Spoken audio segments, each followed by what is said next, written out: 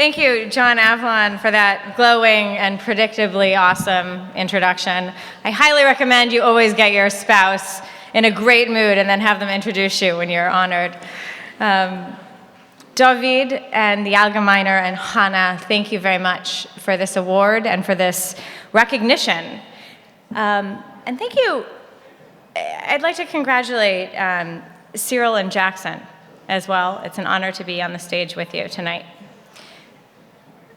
Look, no person's an island, and I'd like to just recognize that the team from Firing Line, which is a brand new team, we are a brand new program on PBS, we have yet to hit our year mark, is here with me this evening. My co-executive producers, Tom Yellen and Alyssa Litoff, as well as Marshall Kosloff, Melanie Starling, Emily Sear, and Kellen Rode, our assistants, are here as well. And everything that happens,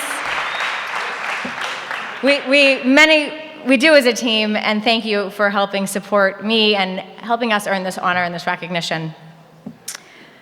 So I'll just confess to you that when David reached out to me in the beginning, I was both surprised and gratified to have our work recognized. Surprised because I have only recently begun to see myself as a journalist because I am not, in the strict traditional sense, a reporter of facts in the way and the mold that Jackson Deal is.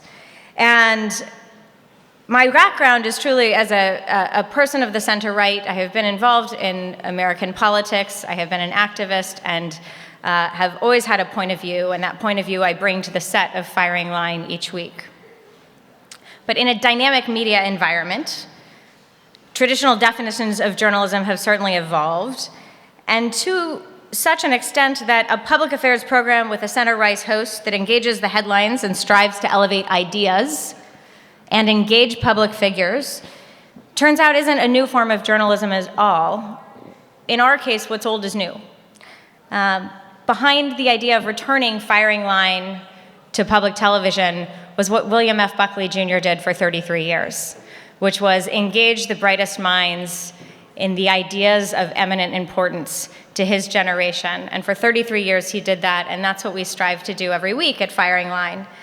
And that's why I think in a short period of time, we've actually capitalized on the essential wisdom that Buckley did, which was a long-form exchange of ideas on television.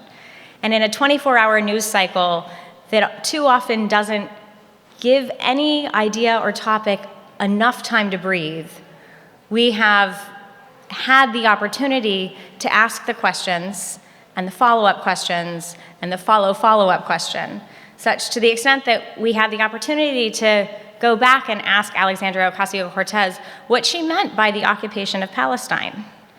And we had the opportunity to go back and really ask Tamika Mallory, who is the co-chair of the Women's March, why it was so difficult for her to acknowledge that Jews were native people of Israel. And this is just something that you just don't always have the opportunity to unpack in a quick 24-hour news cycle or on cable news. And that's something that PBS has given us because we have the kind support of very generous benefactors and are afforded the opportunity to not have to break for commercial. So it is this opportunity that I'd like to thank you all for having recognized that we've been able to, I think, contribute in a unique way in this media climate. And we're grateful for the recognition in this quick and short year of our existence. Thank you very much for having me here tonight and for acknowledging our work.